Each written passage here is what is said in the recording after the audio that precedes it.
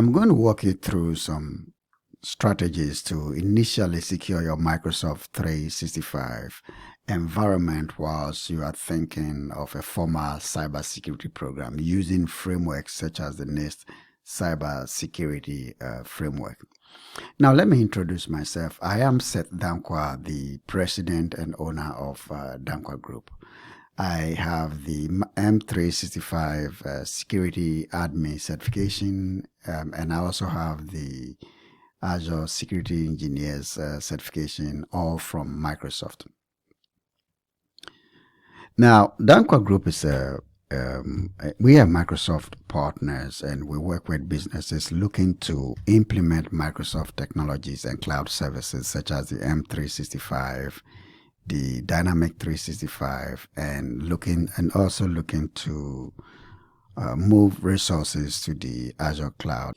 With the introduction out of the way, please join me and let's get started. I want us to take a look at the agenda so we would know what we'll be covering today. So let me quickly write the agenda on the whiteboard.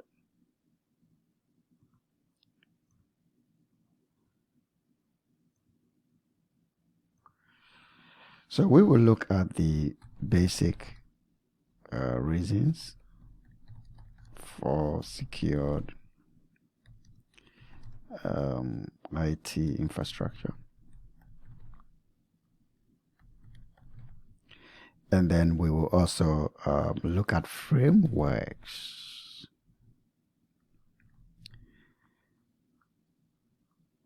Now we won't go into details of frameworks. We are just introducing. I'm just going to introduce frameworks to you because ultimately you want your former cybersecurity program to follow a framework. Okay.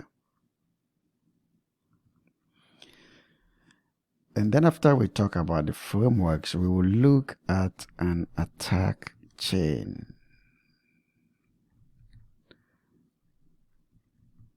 And after the attack chain, we will look at the strategies now. We'll now talk about the strategies for securing our Windows environment. I think we will limit this to the Microsoft 365.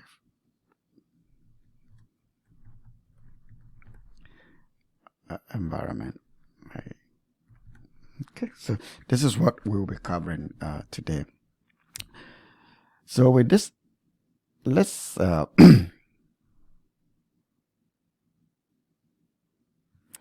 let's get started. So so the basic reasons for secured IT environment. Obviously, we all want to protect our IT environment from cyber threats and cyber attacks. But ultimately what we hope to achieve is to ensure the confidentiality, the integrity, and availability of data. Now, these are the core principles, or these are the core aim of cybersecurity professionals, to ensure that these concepts, the confidentiality, the availability, the confidentiality, the integrity, and availability are not violated in the IT environment. So let me quickly write these three principles down. So these are confidentiality, integrity, and availability.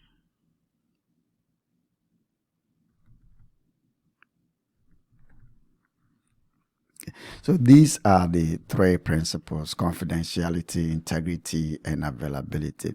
Now, confidentiality deals with protecting the secrecy of data. You don't want to give access to unauthorized users. So you don't want unauthorized users to access your data. Okay. Now, integrity deals with how reliable the data that we are getting is. You don't want somebody going into your IT environment and making changes to the data, whether the person is authorized or not. Even for an authorized person, you don't want them to get in there and make unauthorized changes. The third one is availability. The availability deals with making sure that the data is available to your users or to whoever, to authorized users when they need that data. So for confidentiality, most of these cybersecurity practices that we put in place, we do that to ensure that we do not violate the secrecy of data, or making sure that somebody doesn't go in there and distort the data. For availability, I think it's more centered on if you really want to make data available, there are certain things you have to actually make sure your environment has the right infrastructure to really ensure the availability of data. So I'll probably put some few things here. You are probably looking at things like backup systems. You should have a backup system to be able to, in case your system goes down, you can always go back to the backup system. You should have a disaster recovery system.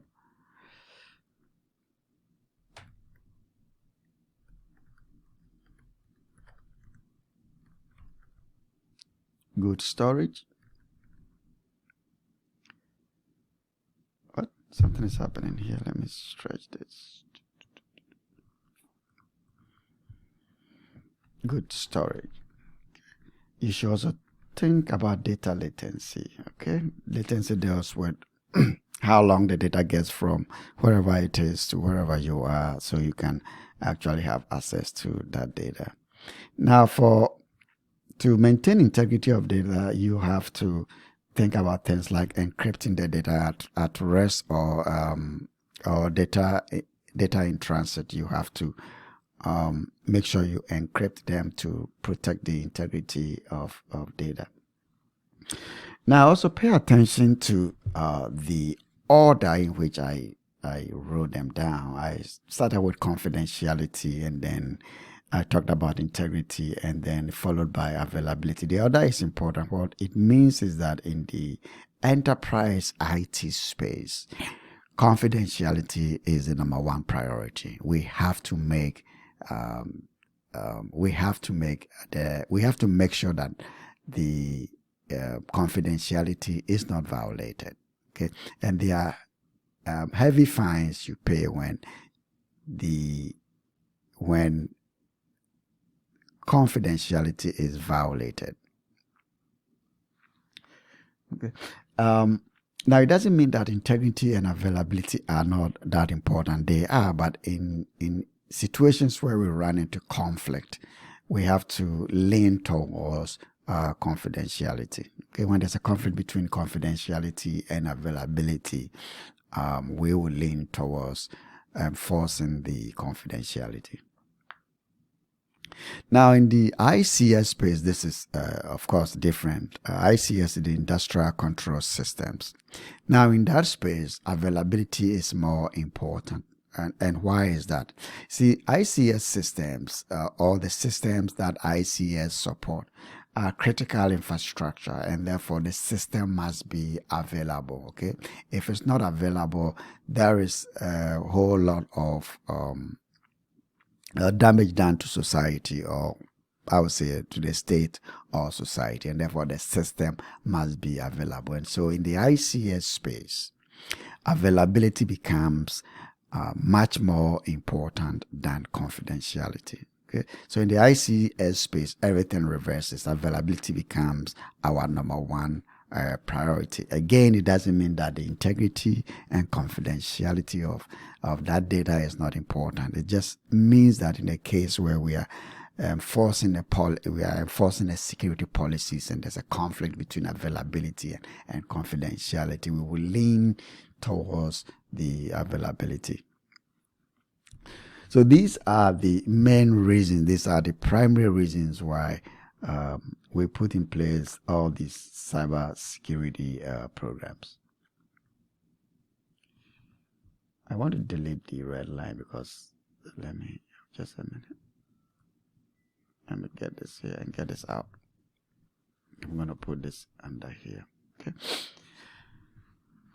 Now let's talk about frameworks. What is a framework? Let me put it here.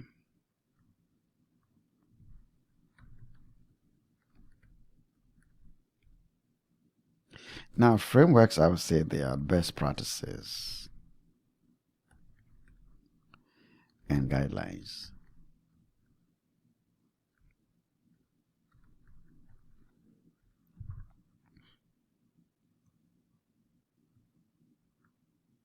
So frameworks are best practices and guidelines, and there are institutions or agencies that have developed these guidelines to help organizations through their formal cybersecurity program. Now, there are a number of frameworks out there, but I would say some of the common ones are, of course, let me write them here. The NIST cybersecurity framework.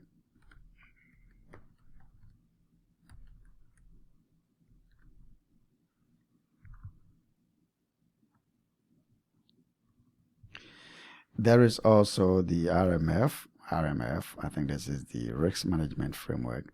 Risk management.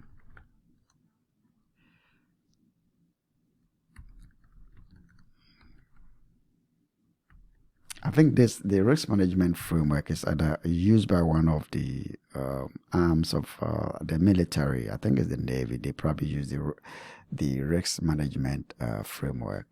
And then there is also CIS, which stands for Center for Internet Security. Now, why am I talking about framework? Ultimately, we want organizations to have a formal cybersecurity framework, cybersecurity program based on either one of these framework. Of course, we all lean towards the NIST cybersecurity framework because that is one of the most used and most respected frameworks out there. Mm-hmm.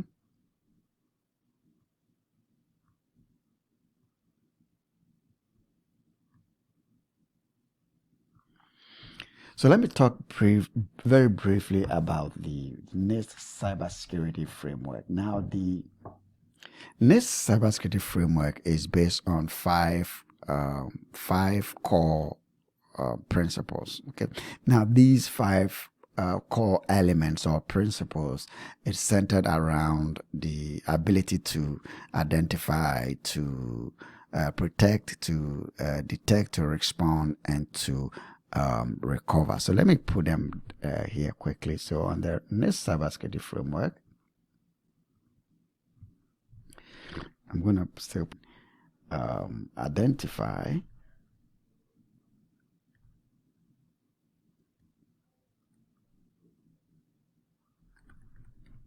protect, detect,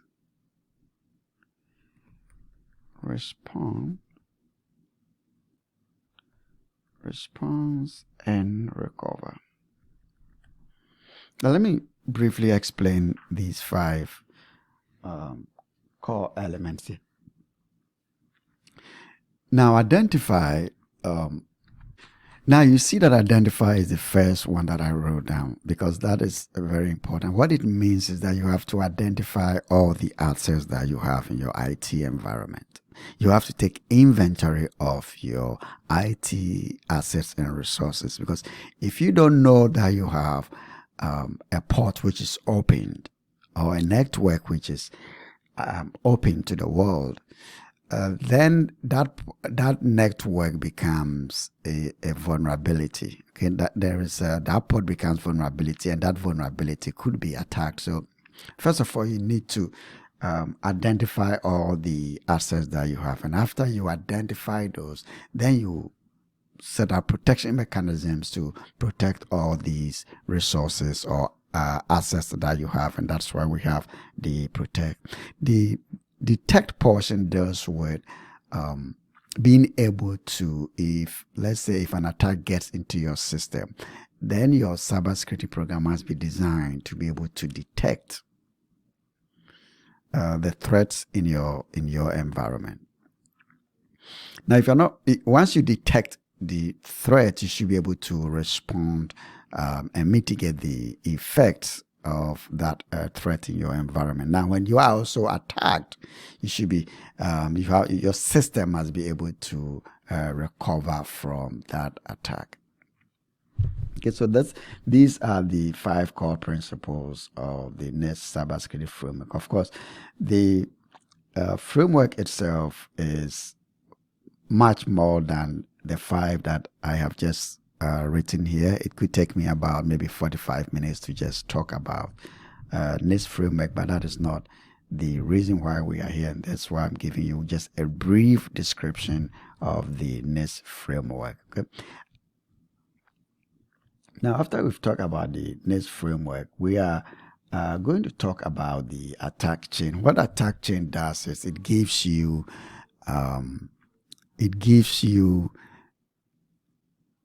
the chain of attack, so you understand how the attacker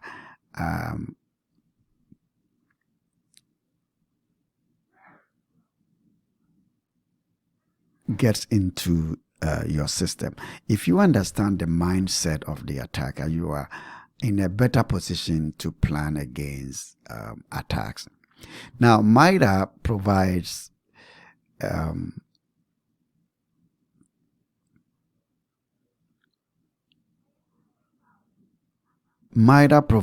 the attack chain for most hackers, and so if you really want to understand an attack chain, you have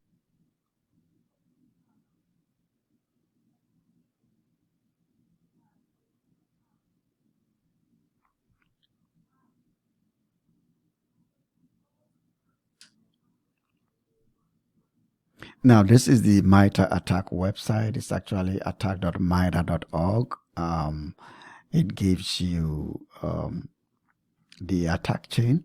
I'm not going to go talk about the attack chain, but if you look at it, it starts with reconnaissance and then resource development and then the initial access, and then there's execution and persistence, and it goes through all that. I'm not going to go through the MITRE attack.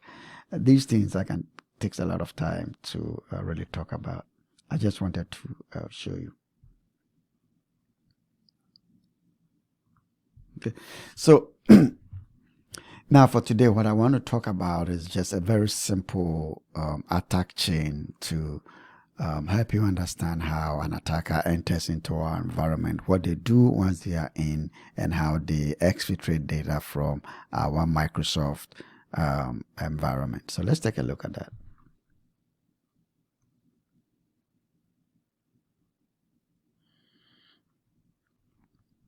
Now, this is what I want us to say. Now, this is what I want us to see. The dotted lines represent the chain of attack. Now, this is a simple attack chain. Okay, I'm not focused on the defenders you have here. I'm just focusing on the attack chain. I want to give you how the attack happens, and then see how we can prevent that attack. The reason I'm doing this is to really give you an understanding of a typical attack chain, so you can appreciate some of the recommendations I will give you as we go through this section. So the dotted lines represent the chain of attack, and so you can see it's coming from so many places. Okay, it starts from so many places. Now, the places where these chains start is what we call the attack surface. So this is a surface right here, there's a surface right here, there's another surface here, and then there's another attack surface over here. So let's start with the phishing mail, which is phishing email. So an attacker sends an email. That email contains an attachment, but that attachment is infected with, let's say, a malware. if you click on that attachment, what happens is that the malware starts an exploitation and self-installed itself on your device. When after that, it tries to take command and control.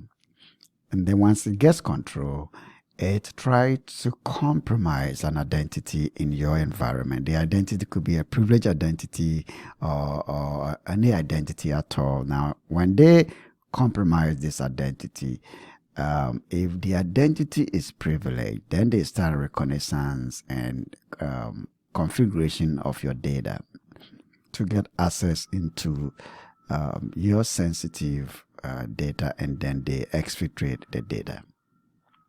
Now, that attack could also happen because the email that comes could also come with a URL. Okay, and it's the same effect as opening the attachment. When you click on the URL, the same thing happens as we went through with clicking on the open attachment. The other thing is also you could browse an infected website, and then that infected website has a malware. It will also exploit and install itself, try to gain command and control, and then compromise of an identity right here. Now, of late, what attackers have also been doing is to try to exploit a user credentials by using things like a brute force.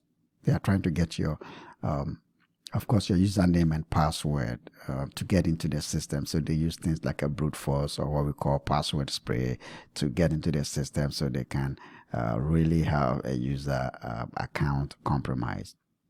The other attack surface you look in here is they can exploit an IoT device, and if that exploitation happens again, they are trying to compromise an identity right here.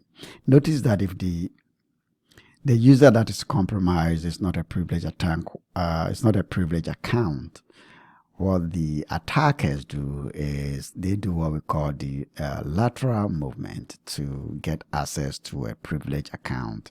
And once they get access to a privileged account, then they can compromise the entire domain, or they can just move on about and then exfiltrate data from your environment.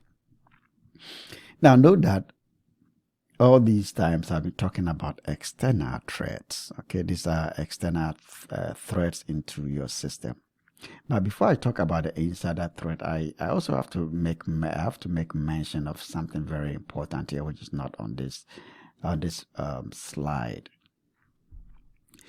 The phishing email is not always comes with an attachment or a URL. Sometimes the email is just crafted to trick you into taking an action that you would not otherwise take. For instance, you will get an email, an emergency email asking you to make a from maybe a CEO to the accountant, asking you to make a payment immediately to somebody in your organization. Now, they've used that trick a couple of times, and they have actually gotten a few companies. So you always have to watch out for emails that comes and command you or tell you to do something immediately. So immediately, those are all scams, and so you have to be very, very careful.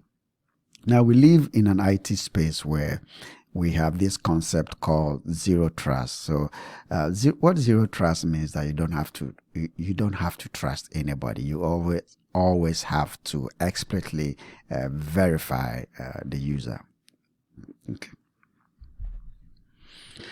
Now, before I think now we can talk about the lower portion here, and that is the insider risk. Now, an insider is a dangerous one because the insider is an authorized user in your organization, and that user has could have history of violations, or he's distracted and careless, or an employee who is disgruntled and really want to get out of your organization. What happens is that because they have access to your system, and sometimes they even have access to sensitive data, they perform activities that end up with exfiltration of data from your system. Now, the insider risk doesn't always have to be an intentional act. It could be an unintentional act that could potentially lead to data leakage or potential sabotage. The other thing that insiders also do is what we call the espionage. They steal the information and send it out to higher level order to your competitors. So you always have to also plan against insider risk. And Microsoft do have a lot of data protection features and mechanisms to really help organizations protect their data and make sure that an insider risk is quickly detected and your environment protected. So this is a simple attack chain. Now you could see that from the outside, the most important thing here, everything falls down on a user account being compromised. So you always have to make sure that if there's a privileged account, you really you are protecting the user right here. That's why we use things like MFA, which is multi-factor authentication, to protect privileged accounts. Okay, so in that case, even if your password and username is stolen, the attacker can still not be able to compromise the account, because he will also need access to something like your phone or your authentication application. So this is a very simple attack chain, but I hope you get what I'm trying to get through. Now, this is what Microsoft does. You can see that across all, you see for here, for example, on the email, you see Defender for Office. Now, what Defender for Office does is try to mitigate the risks emanating from your email, protecting you of things like phishing mail. Here, what Microsoft does is that it scans the attachment, and if the attachment contains malware, it can either delete the attachment or quarantine the whole mail based on how you set up, how your policy is set up. The same applies to the clicking a URL over here. Microsoft 365 protects you from malicious links in your environment. Now you can see Defender for Endpoint. What Defender for Endpoint does is that if an attacker gets into the endpoint, Defender for Endpoint is there to detect and make sure that protect the what we call it, the endpoint that you have.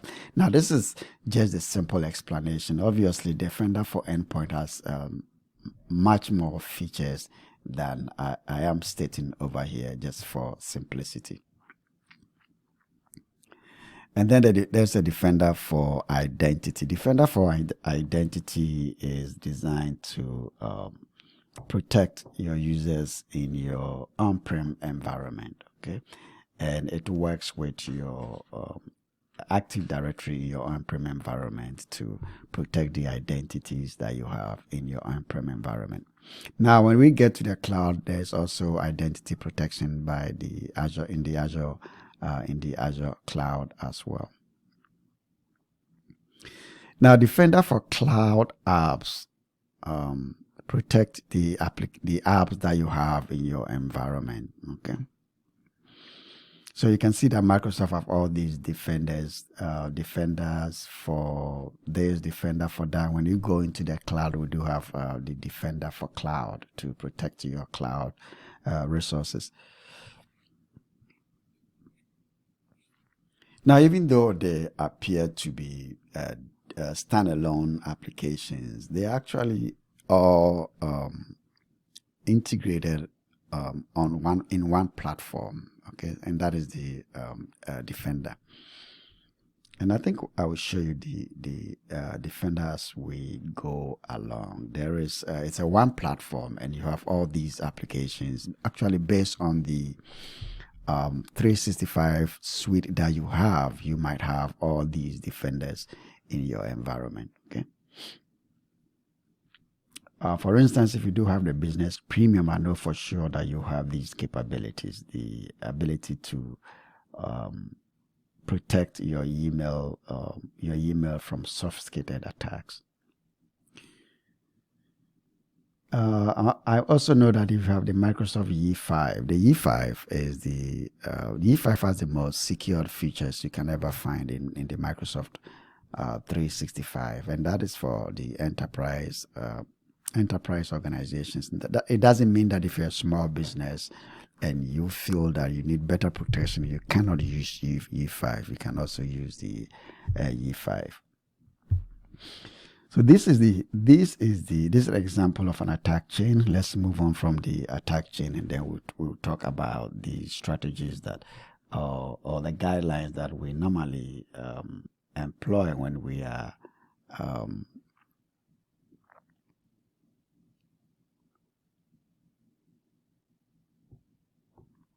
we are securing an environment for the first time.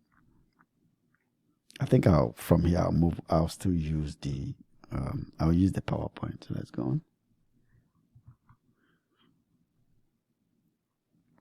Now I have the initiation of cybersecurity. Now what this means is this: most organizations are at a maturity level in their cybersecurity program. Okay, so every organization and where they are in their cybersecurity program. So normally when we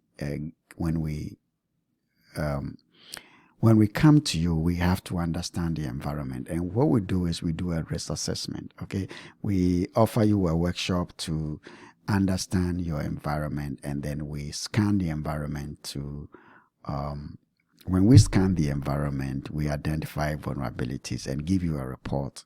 So you can take that report and then recommend and then implement the recommendations that are in the report, or you could actually ask us to work with you to implement the recommendation that are or that or you can work with us to implement those recommendations. If you are interested in any of our workshops, I think you can visit our website and then fill out the form, and then we will. I would get back to you, and then we'll schedule a date for the workshops. Some of the workshops might be free, depending on what you want from the workshops.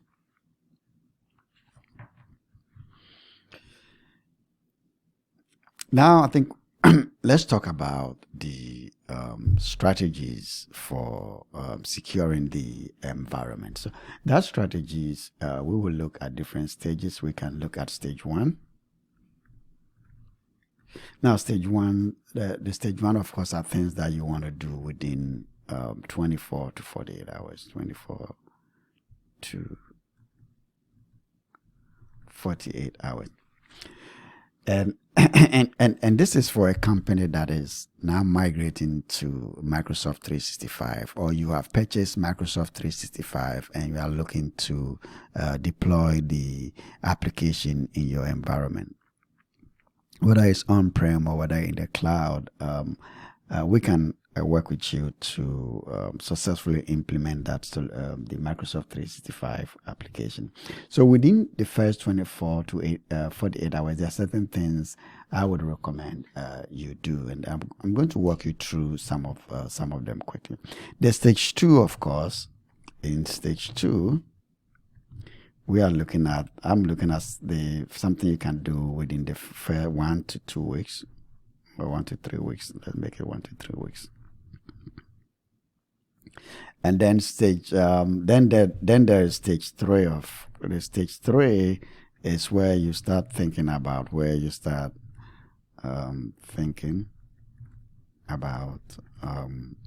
the former cybersecurity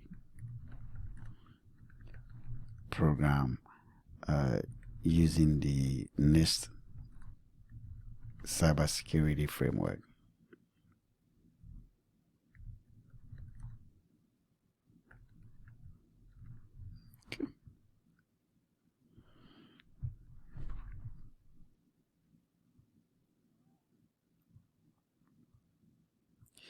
So let's look at the stage one. Um, and for stage one, what I normally do is the first thing that you want to do is, of course, take care of your domain. What I'm going to do is I'm going to log into the Azure cloud. But let me state this. If you have purchased Microsoft 365, whether it's standard, business premium, or any of the enterprise editions, you do have access to the Azure cloud. So I'm going to log into my development environment and then walk you through some of the things that I'm going to talk about. So within the 24 to 48 hours, the things that you have to do is the first one you have to do is actually set up your domain in the Microsoft 365, set up your domain in Azure. So I'm going to put them here. So we're going to set up our domain, set up domain. And then 2, after you set up your domain, you would deal with your company branding. Actually, before I do the company branding, let me do what I call the SSSR, self-service password reset, self-service password reset. And then I'm going to do my company branding. Now, before I do my company branding, I will set up emergency account. And then after the emergency account, I'll take care of my company branding.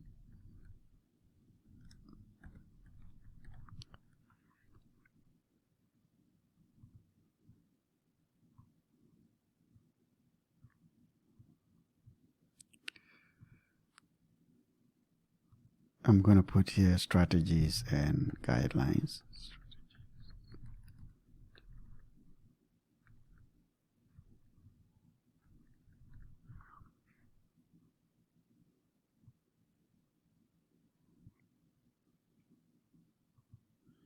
Where did it go?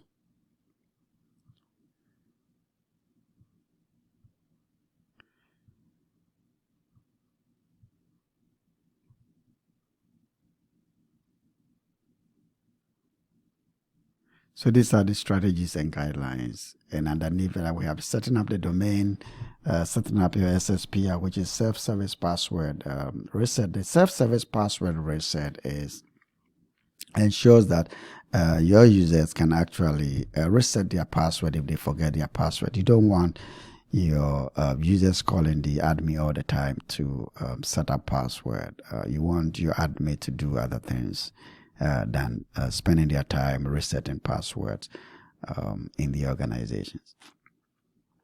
Now, the emergency account, of course, are there to protect you if you lock yourself out of the Microsoft environment. You're going to rely on the emergency account to get back into the system. The company branding is important for 2 reasons. If somebody is logging into my company, I want them to see at least that I want to give them the assurance that they are logging into my system and not another company's system. So let's take a look at it. I'm just going to get into my my development environment, and then we're going to go through how to set up the domain and then take a look at SSPR, setting up the emergency account, and then we'll do the company branding as well. So let's go in here and have in here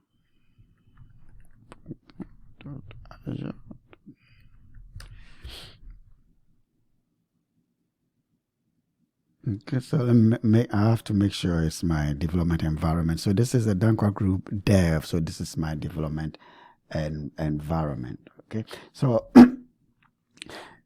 I do have the company environment and then the development environment. Obviously, the company environment I've made certain changes in the company environment, but the dev environment I've done very little because that's where I used to develop things. So if I click here, the first place that I would normally go to is the Active Directory. Okay. So you can see the Active Directory is where you set up users, groups, you set up external identities if you do have guest users in your environment. If you do have partners that you use, you don't want them mixed up with your employees, so you will probably deal with them under the external identities. The role and administrators defines, this is where you define roles in your organizations. Okay, the administrative unit, we'll talk about the administrative unit, so I will not say anything much about it. But obviously what we want to do is to make sure we have our domain name. So this is where you set up your domain name. Just click on this one right here. And then you can add the domain. Okay, so here I'm going to create a domain, and let's call it, what do we call this domain? I already have Zantobi. Normally I use Zantobi, but I've already created Zantobi. So what I'm going to do is, let's call this one, how do we call this? Let's call this one Miracles. I have Miracles, okay? Miracles.com, that's the domain. And then what you do is you say add domain. So when you add the domain, it will obviously add the domain, and then it gives you a DNS record. You have to take this one. You have to take this information and go into your DNS record and put this information in there to verify that you actually own the domain. I'm not going to do that. So if you don't have access to your DNS record, then you have to talk to whoever have access to the DNS record to really put in these systems to verify that you own the domain.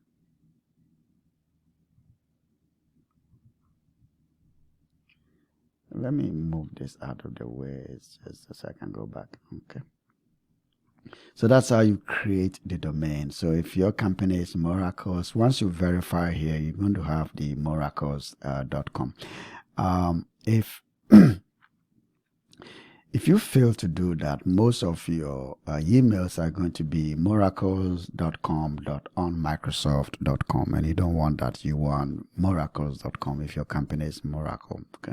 So you have to verify the domain, and then you can use the miracles.com.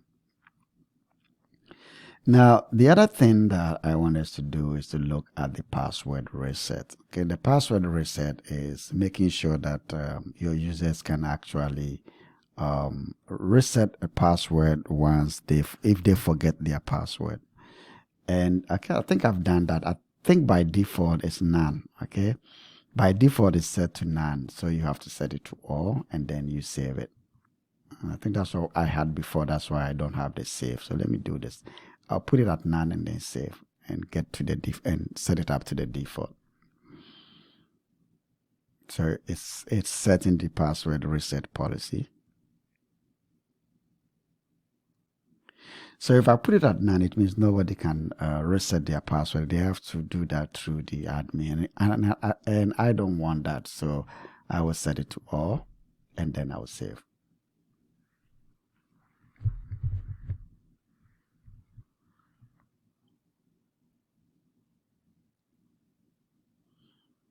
Okay, so after it's saved, let's go back. Now, the next one is the company branding. So if we click on the company branding, if I go here, when you sign up for the Azure Cloud, or if you don't have you haven't configured your login page, this is how your login page looks like. And so this is what your users see when they are logging into your environment. They see Microsoft, and then they enter their password. Now, password reset, forgot password, you can reset the password because I just did the SSPR. Okay. Now, if you configure your branding, this is how it looks like. Okay, so obviously if you have your logo and you have your background image, you can easily set it up to reflect your company branding. Now, this is not so much important, but for me it's important because, like I said before, if somebody is logging into my system, I want to give that assurance that they are actually entering my system and not Microsoft. So let's go here. So if we click on the company branding and hit on configure, okay, this is the background image. The first thing you do is the background image. Just make sure you are following the recommended sizes that Microsoft has over here. And then you have your banner logo, and then I don't really do the username hint.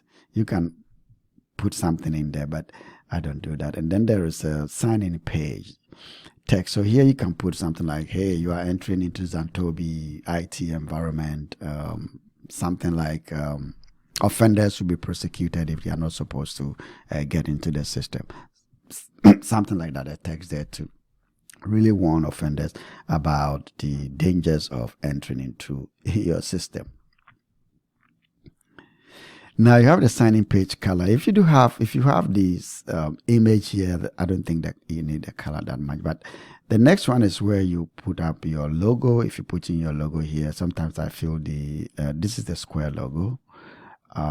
This is your banner logo, and normally if you look at what I have here, it's more of the banner logo. I wish it could stand out more. Maybe I need to get back into my designing skills to make the Dankwa group stands out very well. But if you do have Adobe, I think you can come up with a logo design that actually meet the image size to really make it stand out. So you have the dark square logo image, and then you also have the square logo image. Now after that, all you need to do is to save, and that is done. Once you hit save, then you are going to have something similar to this. So that is very easy to do. Oh no.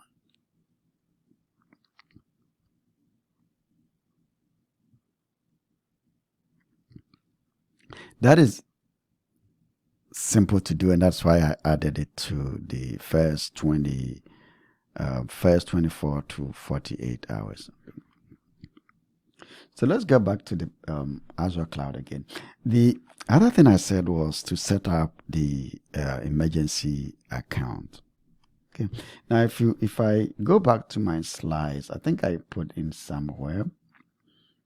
Set at least 2 emergency accounts, and I stated that emergency accounts are there to help you get back into the system if for some reason you lock your entire company out of the Azure cloud. Now the emergency account is very, very important, and you have to keep it very secure, because normally when we set up an emergency account, we give a global administrator's role to that account. A global administrator is somebody who has administrative privileges across the entire domain. And so you want to keep that password very safe and very, very secured. So let's go in there and create the 2 emergency. I think I'll just create 1. Now, creating an emergency account is not so much different from creating a user. But so let's see here. So I'm going to click on the user, and I'm going to create a new user. And once I hit on a new user, what I'm going to do is I'm going to call this the emergency account. Emergency. So that's emergency account. The name, of course, is emergency. Okay. I don't care so much about the first name and the last name. You want, now the password must be very strong password. So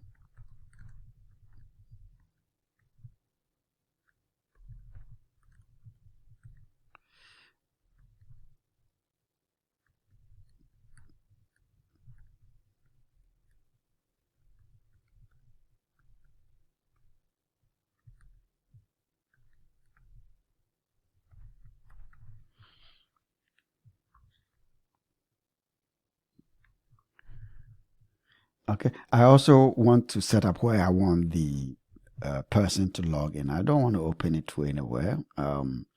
I don't want to also block in. I don't want to block sign in.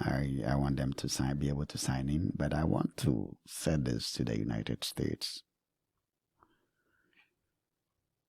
That way, if somebody is trying to have access to and trying to log in from Cambodia or Ghana, they wouldn't be able to do that. Now, job info. This, of course, is not it's not a specific job role, so I'm not really going to spend time on that. And then after that, I'll hit on create. Now, so here I think I have bad password, so let me change the password.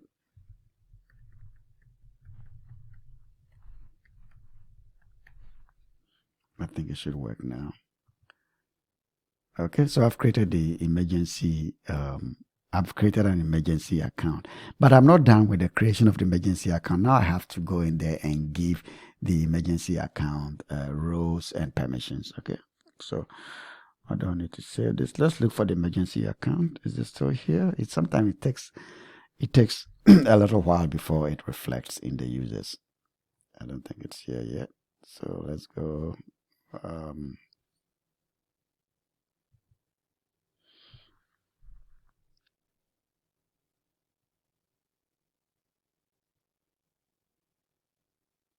So now right here, the emergency account. So now I want to click on the emergency account. So this is emergency account. You can see that it's emergency at danquagroup.dev.on Microsoft. This is because I haven't set up any domain for my development environment. So here you go here and assign a role to the emergency account. Click on assign roles, add assignment. Now I said the emergency account needs to have a global administrator's role. So I'm going to click on administrator role and add.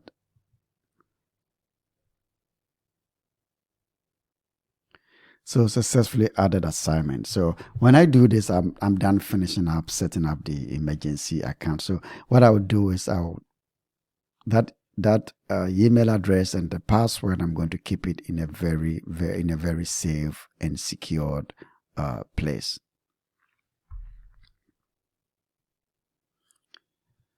So let's get back to the let's get back to what we have on the whiteboard. So we have set up the emergency account. We've done the company branding. We have done the SSPR, and we've also set up the domain. So within the next thing I want to say that if you have a workstation where the admins work, then you need to set up that workstation. But I'm not going to do that. I'm not going to do that today. So after you set up the emergency account, we go to the stage 2, things that you have to do within the first, I have it the first 3 weeks. Now this is where some planning and strategy comes into play. You have to know all the privilege accounts in your environment. If we look at the slides that we showed earlier on, I'm trying to go back. Most of the attacks centered around compromising an account. So imagine this person here is a privileged account. If it gets compromised, they get access to sensitive data, and you don't want that. And so what I recommend is that you identify all the privileged accounts in your organization.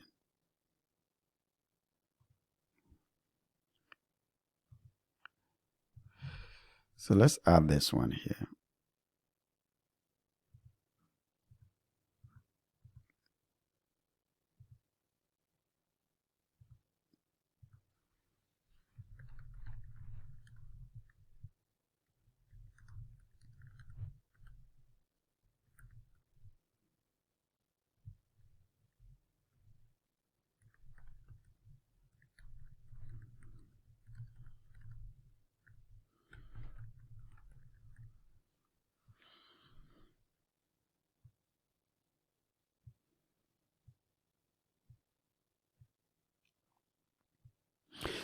So we sit down with you to identify all the privileged accounts in your company. So we are looking for, of course, if you do have an IT admin, we're looking for that IT admin because the IT admins has a lot of privileges in your organization. You are looking for your accountant. We are looking for people in executive position. Okay, those accounts needs to be protected. So what we do is making sure that we put these accounts on at least MFA to protect their credentials. We also make sure that we at least protect their emails from being spoofed, and also protect their email from phishing and phishing attacks. Okay, so that's the next thing that you do. Identify all the privileged accounts in your organization. So once you identify them, we can then protect those accounts. Then the next thing that you have to do is also take a look at your organization and see how it's structured. When I say it's structured, look at your administrative unit. Some organizations have offices in different states. You could have an office in Seattle, you could have an office in Boston, you could have one in San Francisco.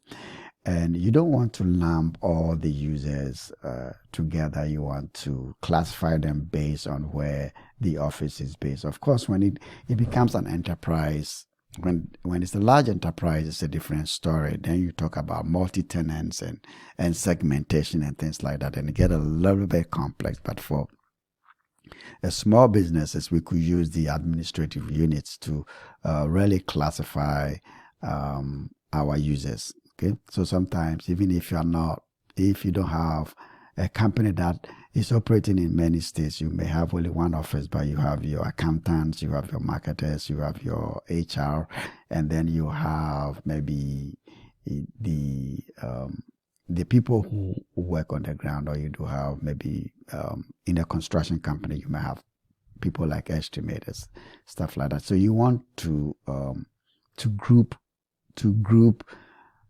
your users according to your administrative unit. So let's take a look at administrative unit. So let's go back to the slide. I think I have something here.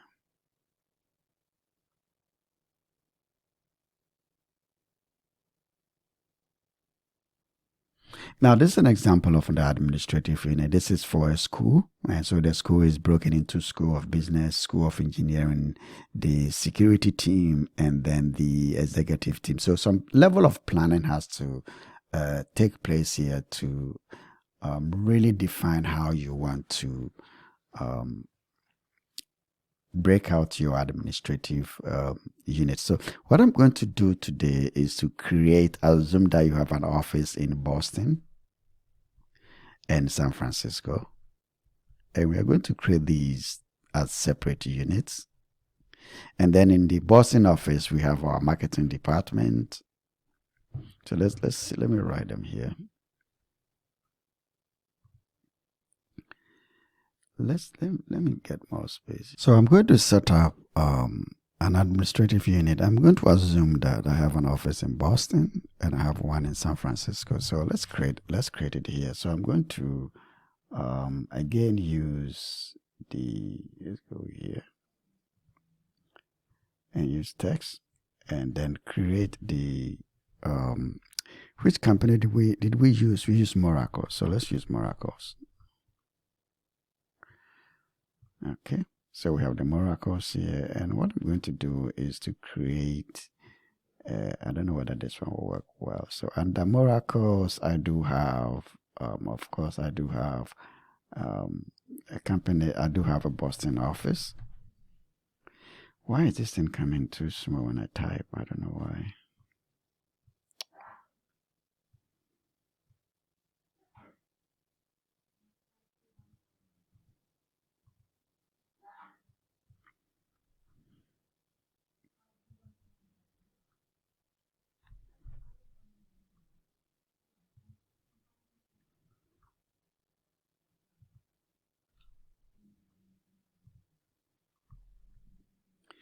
Okay, so under my company, which is Miracles, why is this thing showing too small for my liking? Why? So I'm going to have Miracles, and under Miracles, I'm going to have a Boston office, and I'm also going to have a San Francisco office.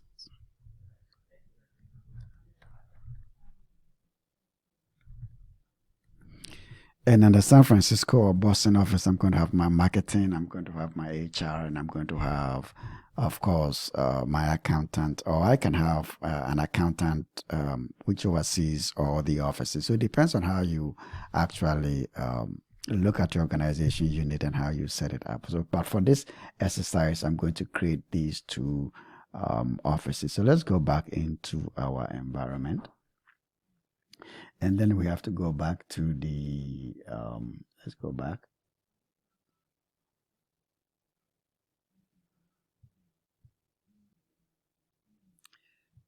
Can I move this from here? It's blocking my view. Okay, let's click on that. Let's go back to the Active Directory. And now we're going to create an administrative unit. So this is my administrative unit. Actually, I've created a Boston office already. I'm going to add the San Francisco office. Okay, so I'm going to add and create the San Francisco office. And so these are employees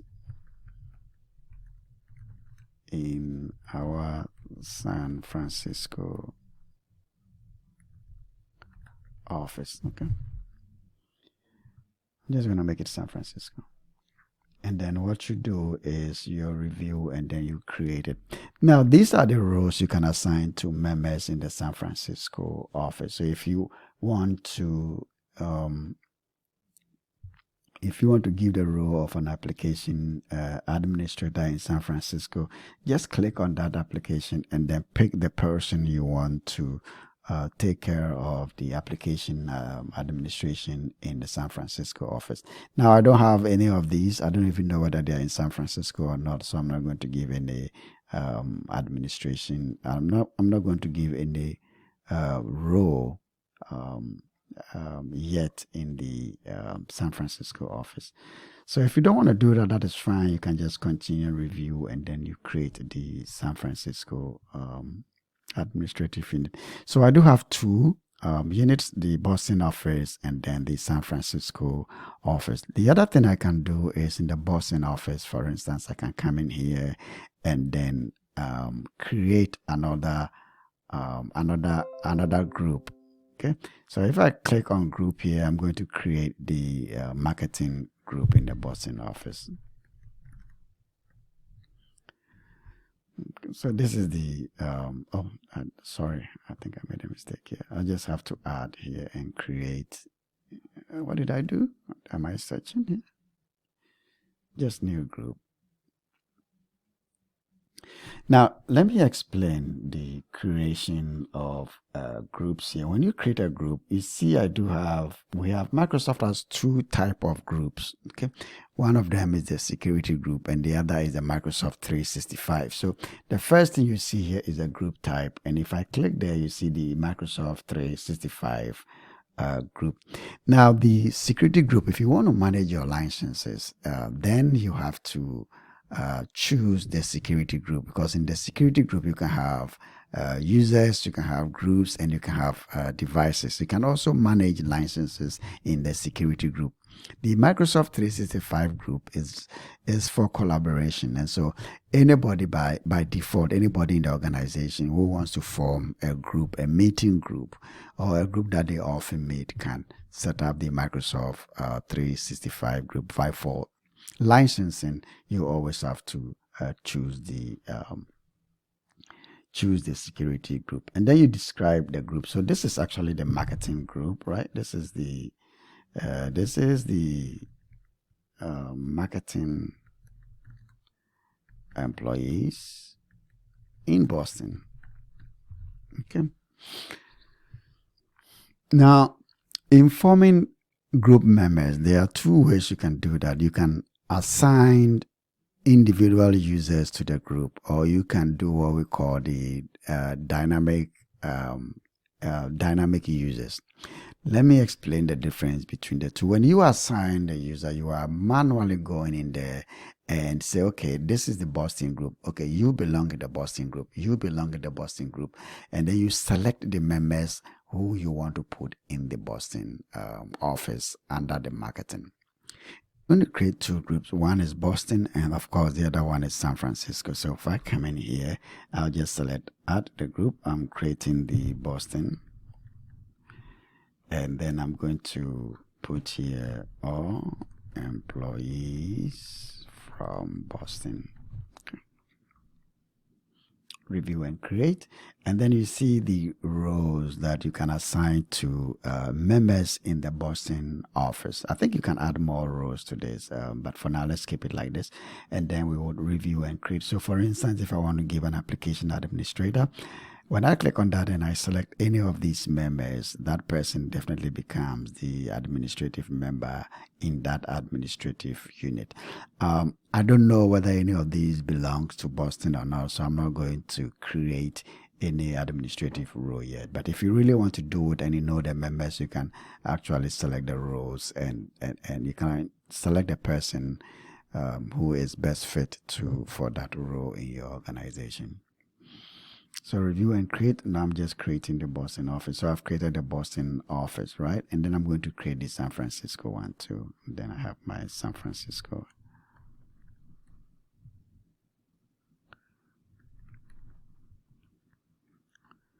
Okay, so these are employees in San Francisco. And then you review and create. Okay, again, if you want to give roles and permissions to any member in the San Francisco office, you can actually go ahead and do that. And then you create. So now I have two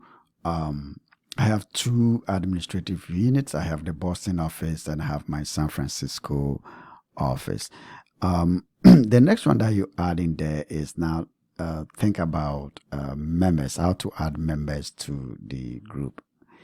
Actually, I'm not going to do the San Francisco and the Boston. I'm going to have my marketing. Just keep it simple. Okay. So the next one that you do is to add. You can add groups in the security groups. You can add users and you can add devices. But for now, I'm just going to add another group. And in the Boston office, I'm going to create another group. And that group is, I'm going to say new group. And I'm going to say, again, it's a security group. And I'm going to say marketing. So what I'm trying to do is create a marketing department within the Boston office. Again, you can put the description here, or marketing professionals in the Boston office, Okay. Now you have to choose the membership type. There are two types of membership type when you are creating members in a group. You can do the assigned, or you can do what we call the dynamic users. Now in the assigned, you manually add the members that you want in the group. You manually go in there and select, hey, I want you to be in the Boston office. So you select and add. You want John to be in the Boston office. You select John, and then you add John to the Boston office.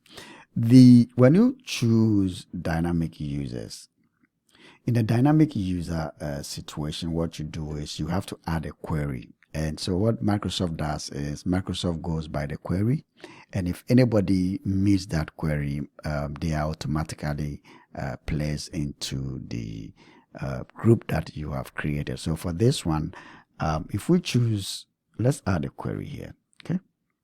So what we want to do is we want to add an expression here, and the expression is that we want the person we want to select have a city, and that city is equals to Boston. That's one. We also want to add that let's add another expression, and this time we want not the company name, but we want the person to be working in the marketing department. So that department must also equals to marketing. Now, when we do that and then we save, we have set the query. And then we now create the group. So when we create a group, anybody who is from Boston and works in the marketing department automatically gets added to that group. So let's go back and then see what we have. Again, you can do bulk operation results. We don't want to do that. So let's go back and then go back into the active directory. So let's see what we have done in the administrative units. We click on the administrative unit. We do have the Boston office and we do have the San Francisco office. Now, these are all assigned, meaning the membership type are assigned. But if I click on the Boston group, oh, come on, I need my marketing group. Where is it?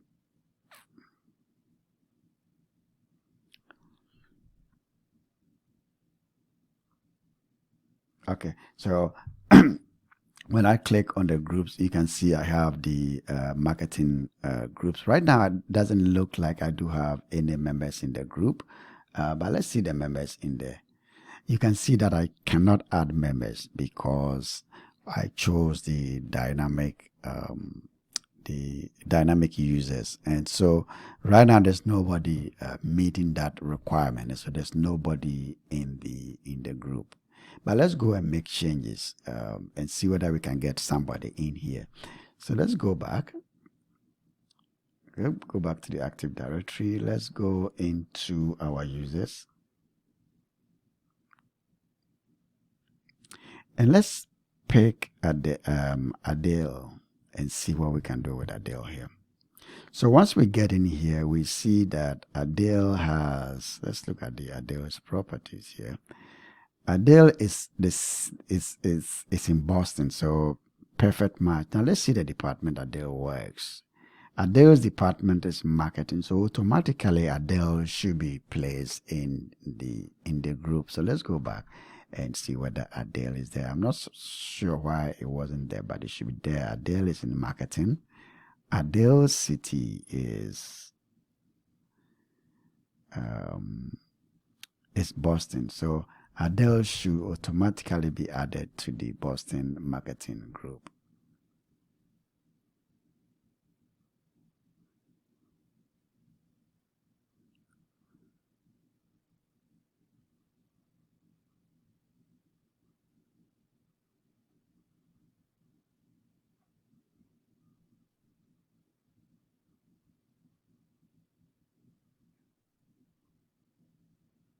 And it's right here. Okay, so that is the Adele Vance in the marketing. So you go Boston marketing and the members, and you have Adele Vance, which automatically has been added to the group. You can add another member. So if you go back to membership and change the city of somebody and put that person in the marketing department, that person would automatically be added to the group. And that's where how we do the dynamic users in the Azure cloud. Okay, so it takes some time to really have a very good administrative unit to manage your licenses and your users in your organization. So you have to really sit down and plan the administrative unit, because obviously that's how you are going to manage the licenses. The good thing about using groups is that you can have group licenses. So when you set up the group licenses, you set up the security properties of that group, and any member who of course get added into that group inherit the security properties in the group. So you don't have to manually add members to your organization, or you don't have to manage all the licenses individually. It becomes a headache if you have 100 licenses that you have to manage. It's always easier to put them in groups. Okay, so that is what we have done. We have now identified our privilege accounts, and then we are going to put them on an MFA. We have also set up the administrative units to help us manage our Microsoft 365 licenses. Now, after this, what I'll recommend is that you look into Microsoft Secure Score, and you look into Microsoft Secure Score. Now, the Secure Score is a quantitative assessment of your environment, okay, and it gives you where you stand with respect to other organizations in the same industry. A lower score means that you haven't really implemented the recommendations given by Microsoft. What Microsoft does is that it reviews your environment and then gives you a set of recommendations. If you implement those recommendations, you increase your secure score, and you increase, obviously, you also strengthen the security posture of your environment. And the reason I recommend secure score is because the secure score is designed in such a way that the most important features are given a higher score. So if you implement those features, you would obviously increase the security of your organization. So let's take a look at the secure score. Let me go back to my PowerPoint. So this is coming from my environment, and this is the secure score. I haven't done anything in that environment, and so the secure score right now is at 20%. And if you look at the recommendations that is Microsoft is recommending here, requires MFA for administrative roles. So that's why I said, okay, now identify all those administrative roles, and then let's put them on what we call the MFA. Okay. And then ensure that all users can complete multi-factor authentication. We can do that. Again, if you do this, you increase your secure score. The other thing that is important is that create a safe link policies for email messages. Now, email has always been a source of attack, and therefore, I like the idea that it's really included here, that once you set up the safe link policies and turn on things like the safe attachment methods, you increase your secure score. That's how important emails have become these days.